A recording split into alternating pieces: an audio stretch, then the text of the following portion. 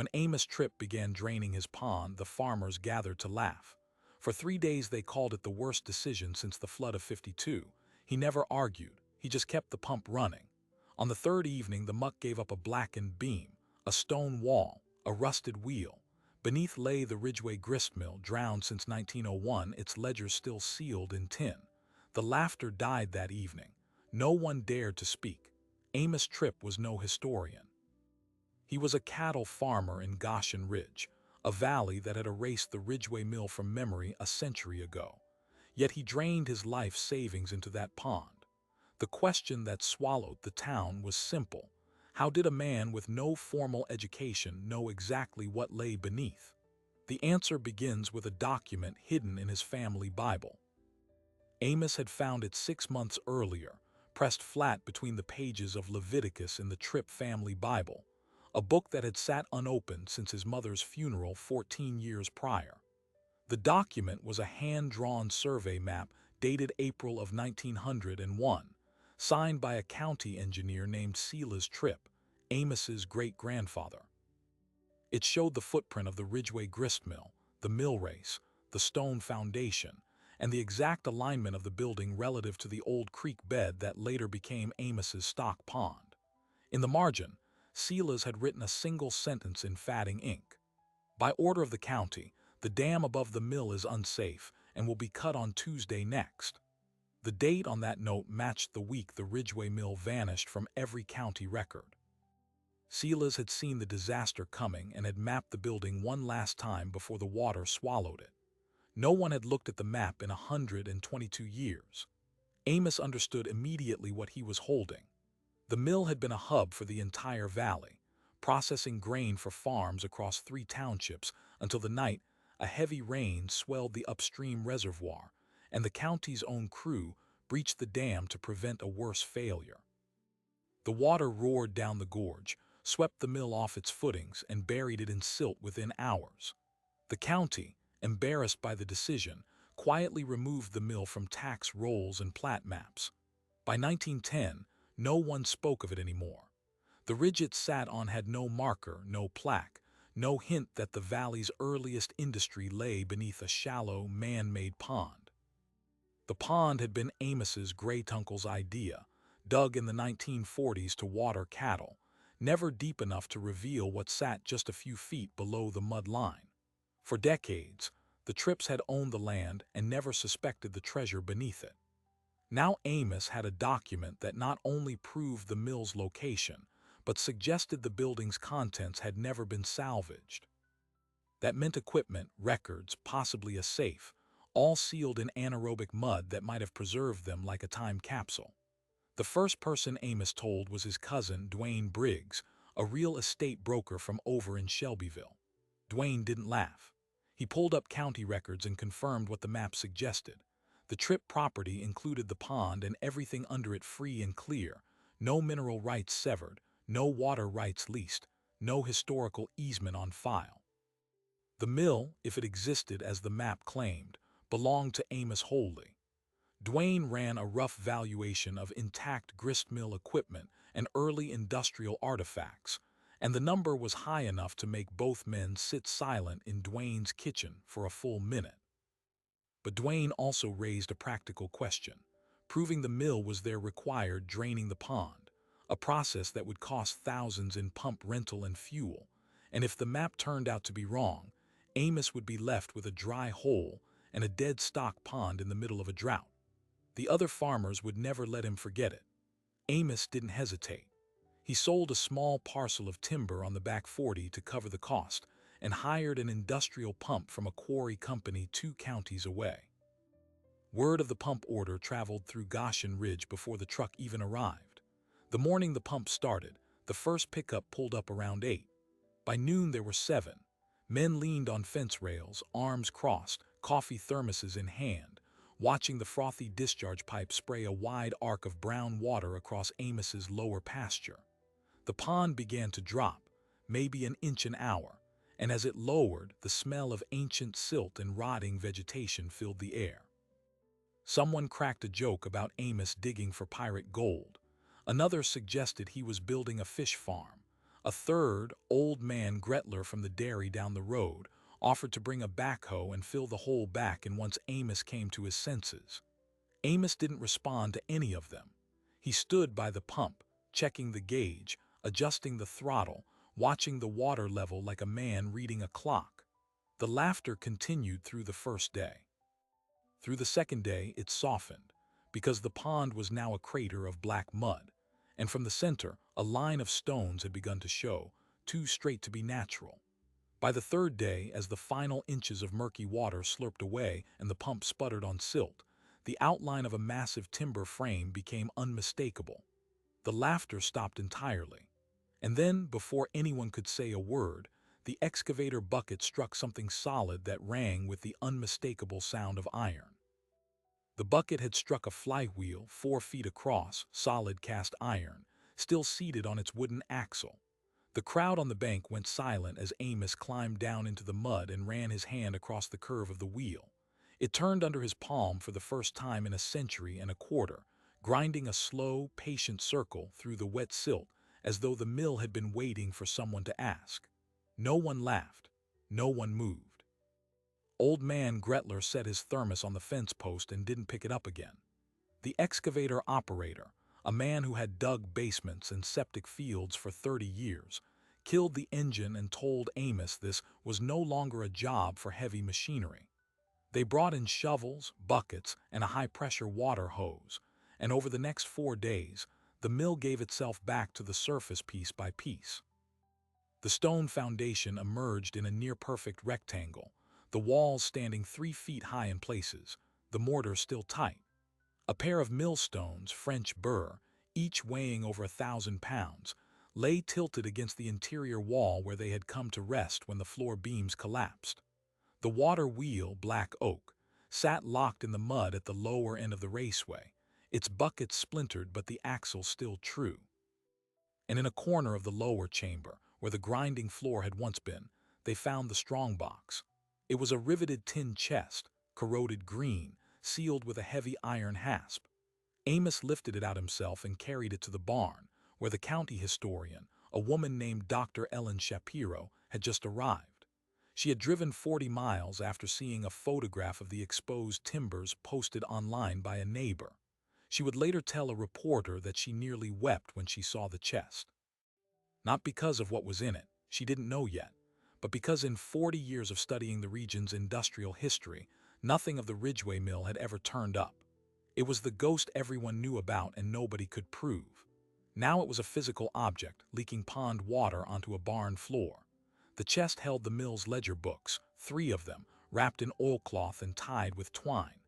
The ink was still legible, and what those ledgers revealed went far beyond grain receipts and milling fees. They showed that the Ridgway Mill was not merely a grain processor. It had been the financial hub of a land syndicate that, in the 1890s, controlled over 2,000 acres of valley bottomland through a web of mortgages and water leases. The mill owner, a man named Josiah Ridgway, had bought up distressed farms during the Panic of 1893 and leased them back to the original owners, holding the water rights as collateral. By 1900, he was the largest creditor in the county, and his ledgers contained the signatures of dozens of families whose descendants still farmed in Goshen Ridge to this day.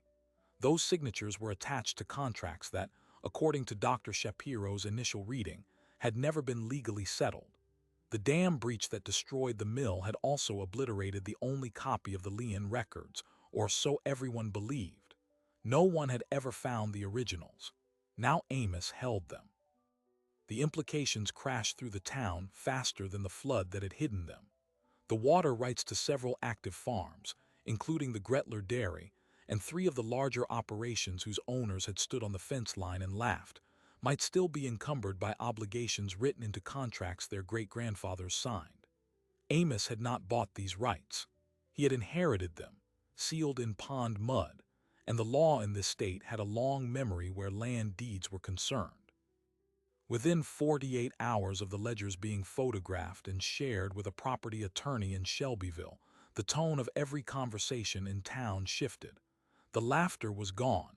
In its place was a cold, polite silence that followed Amos into the feed store, the gas station, the diner. He had not said a word about enforcing anything. He didn't need to. The ledgers spoke for themselves, and now a dozen families were quietly calling lawyers to find out what exactly a 122-year-old debt looked like under modern property law. Then came the second discovery, the one that changed everything again. Tucked into the back cover of the third ledger was a folded sheet of vellum, thinner than the rest, written in a different hand. It was a sworn affidavit from Josiah Ridgway himself, dated 3 days before the dam was cut. In it, Ridgway claimed that he had been warned by the county engineer, Silas Tripp, Amos's own great-grandfather, that the dam would be deliberately breached not because it was unsafe, but to clear the way for a railroad spur that a group of county commissioners hoped to build across the floodplain. The breached dam was a land grab, not an emergency. The affidavit named names: 3 county commissioners, a judge, and a land speculator from Albany.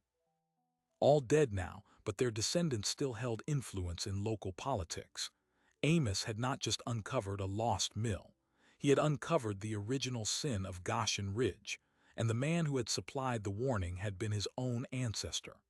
The question that now hung over the valley was no longer about a farmer's foolish pond drainage. It was about whether Amos Tripp would use that affidavit or bury it. And before he could make that choice, a letter arrived at the county courthouse from a law firm in Albany. The envelope bore the seal of Drummond, Hale, and Fisk, a firm that had represented old railroad money since before statehood. Inside was a 5-page letter claiming title to the Ridgway Mill, its contents, and the land immediately beneath the former pond bed. The firm asserted that Josiah Ridgway's estate had been purchased in 1902 by an investment trust called Ridgway Land and Mill Holdings, a company that had never been formally dissolved. The letter demanded an immediate halt to all excavation, a full inventory of recovered artifacts, and the surrender of every ledger, map, and document within 30 days. Failure to comply, the letter warned, would result in an action for replevin and trespass. Amos read it 3 times in the barn and then called Dwayne, who called an attorney in Shelbyville named Margaret Cole.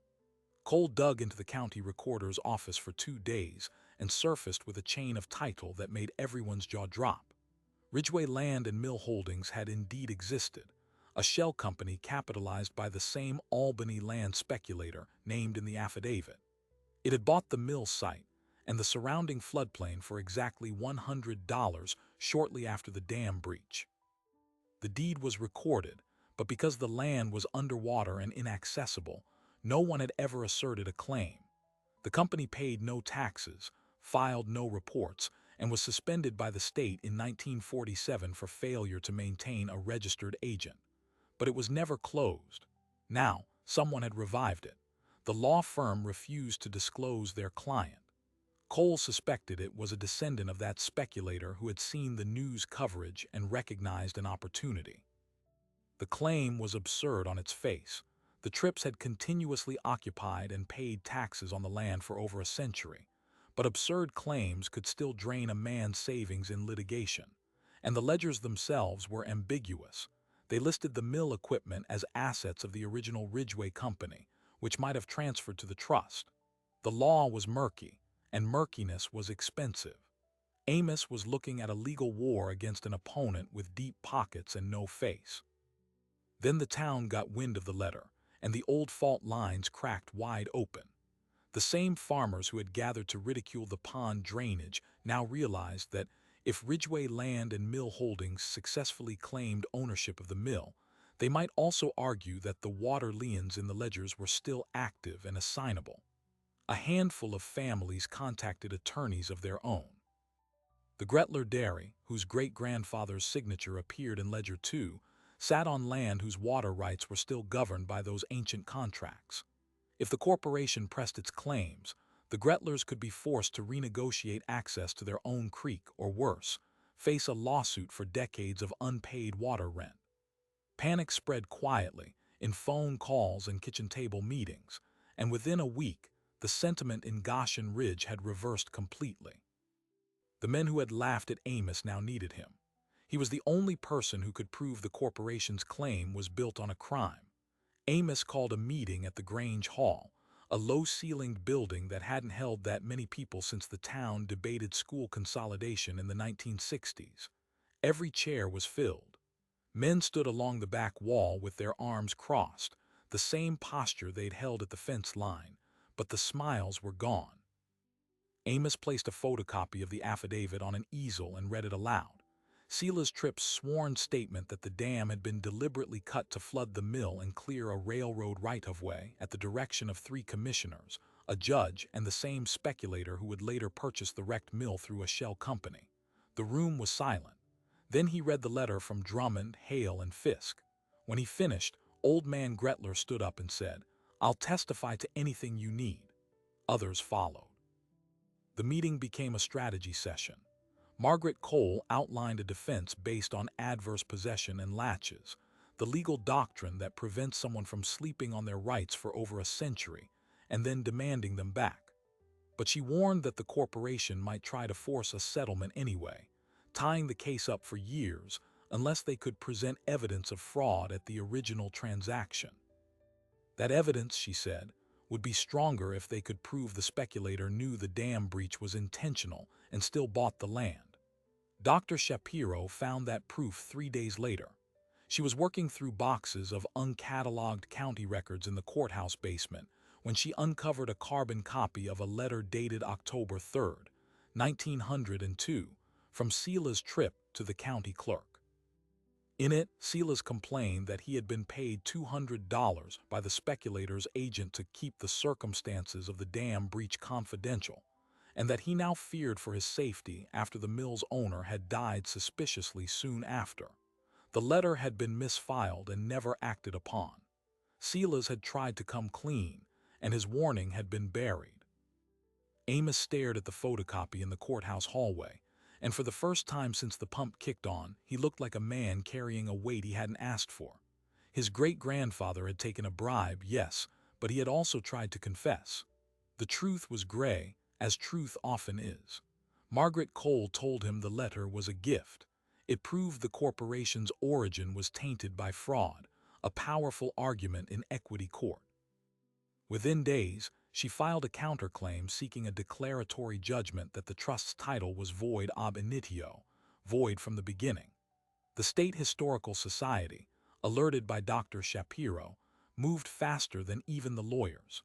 They issued an emergency preservation order, declaring the mill site a protected archaeological resource, which froze all private claims until a review could be completed. The order effectively scuttled the law firm's attempt to seize the artifacts. A preservation grant followed, as the Hook had promised, providing funds to professionally excavate and stabilize the site. Amos would keep his land, and the mill would become a public heritage site, open to the valley. The corporation's claim evaporated like the pond water itself, but none of that resolved the deeper question hanging over the Grange Hall. The ledgers were still real. The old water liens were still in Amos's hands. He now held more leverage over Goshen Ridge than any single man had held in over a century, and every farmer in the room knew it. Whether he used that power or chose something else would define not just the legacy of the mill, but the future of every family who had ever laughed at him. Amos did not take a week to decide. He barely took a day. The morning after the Grange meeting, he called Margaret Cole and told her to draw up a 1-page document. It was a quitclaim, releasing any and all water rights and lien interests that the Tripp family had ever held against the properties listed in the ledgers. He signed it in her office before lunch. Then he called a second meeting, smaller this time, just the families whose ancestors' signatures appeared in Josiah Ridgway's careful, curling script. They gathered in his barn, still smelling faintly of pond silt and old timber, and he handed each of them a copy of the release. He said almost quietly, "My great-grandfather took money to stay silent. I'm not going to do the same thing." The Gretler family was the first to speak. Old Man Gretler, a man who had joked from the fence line about bringing a backhoe to fill the hole back in, cleared his throat and asked what Amos wanted in return. Amos said he wanted nothing. The mill belonged to the whole valley now. The water had hidden it, but the water had also preserved it, and no one family should own what the entire community had lost. If the ledgers had taught him anything, it was that property could be twisted into a weapon. He wasn't going to carry it. The families filed out into the dusk, some shaking his hand, some unable to meet his eyes. The laughter that had rung across that pond bank 3 weeks earlier had been replaced by something heavier. Not quite guilt, a recognition. The man they had ridiculed was not a fool. He was, in a way they hadn't words for, the exact opposite. The preservation grant arrived 2 months later, administered by the State Historical Society. It covered a full archaeological survey, structural stabilization, and the construction of a small interpretive center on the edge of the former pond site. Dr. Shapiro oversaw the excavation with the kind of joy reserved for scholars who spend their whole careers searching for something they half believe they'll never find. The flywheel was cleaned and mounted on a pedestal. The millstones were lifted and placed at the entrance, etched with a plaque. The ledgers, after being scanned and transcribed, were donated to the county archives, but facsimile copies were displayed in a glass case inside the center, open to the page where Josiah Ridgway had recorded a day's grinding receipts in March of 1899. Beside them, the affidavit and the carbon copy of Sela's Tripp's confession letter were preserved under museum glass. The story of the breach, the cover-up, and the century of silence was told on a series of panels that school groups would later visit on field trips. Amos attended the opening ceremony in a clean shirt and worn boots, standing near the back while the state officials gave speeches. He did not speak from the podium. He didn't want to. When a reporter from the county paper asked him what he thought about the entire ordeal, he gave an answer that got cut from the article for being too plain, but those who heard it never forgot it. He said, "I just followed what was already written." He meant the map in the family Bible, but the phrasing hung in the air with a kind of double weight. The company that had threatened to sue him folded 3 weeks after the preservation order was filed. Drummond, Hale, and Fisk withdrew their claim without prejudice, which meant they could theoretically refile, but everyone involved knew they wouldn't. The adverse possession defense was too strong, the fraud evidence was too damning, and the public relations cost of suing a quiet farmer over a flooded mill was something no Albany law firm wanted to absorb. The mysterious client behind the revived trust never revealed themselves, though Dr. Shapiro later found a note in a county tax ledger suggesting the shares had been held by a great-grandson of the speculator, a man who had died penniless in a nursing home in Binghamton 2 years before anyone knew the mill existed. The letter from the law firm had been a last, desperate move by an estate executor hoping to squeeze a few dollars from ancient paper. And then came the detail that no one expected, the small human thing that anchored the entire story in a way no legal document could. During the final phase of the excavation, a worker sifting through the debris of the mill's upper floor found a child's slate board, the kind used for school lessons in the late 1800s. It was cracked, but the writing was still faintly visible. In clumsy, careful chalk letters, a child had written, "Papa is grinding today. I am learning my sums. I will be miller too one day." The slate had belonged to Josiah Ridgway's youngest son, Robert, who was 8 years old when the dam broke. He and his father were both inside the mill that night. They did not make it out. The discovery silenced the entire excavation crew for the afternoon. Amos asked that the slate be included in the display case, not as a relic of industry, but as a reminder. This was a place where a father and son had worked and laughed and planned a future. The water took them and the water gave them back, and now no one would forget their names. After the opening, the men who had lined the fence posts to mock the drainage slowly became visitors themselves.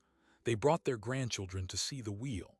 They bought postcards at the gift shop and left donations in the box. None of them ever apologized to Amos directly, and he never asked for an apology. But whenever he passed them in town, they nodded in a way they hadn't before. Quietly, respectfully, a farmer's greeting that carried more meaning than words. The pond they thought he was destroying had been the valley's greatest treasure, and the man they had mocked now stood at the center of a story that would outlast all of them. This was never really a story about a pond, or a mill, or even a century-old feud between dead speculators. It was about a way of seeing that most people never bother to practice. The town saw a fool draining a working stock pond in July. Amos saw a map his great-grandfather drew, a warning hidden in a family Bible, and a truth submerged so deep that only stubbornness could bring it back to the surface. The water had hidden the mill, yes, but it had also preserved it. The mud sealed the ledgers. The silt cradled a child's slate. Time did not erase the Ridgeway mill. It just made it invisible until one man decided to look where everyone else was content to laugh. The question that lingers over Goshen Ridge now is not about land titles or water rights. Those were settled. The question is how much else still lies buried under the weight of assumptions we have never bothered to test. How many family attics hold documents that could rewrite a town's history? How many ponds hide foundations? How many times we dismiss the person draining the water as a fool before we ask what they might already know? If this story reminded you that the most valuable things are sometimes hidden in plain sight, hit subscribe and tell us in the comments about a time you saw potential where everyone else saw waste. Share this with someone who needs a reminder that being laughed at might mean you are onto something. And as always, let us know where in the world you are watching from tonight.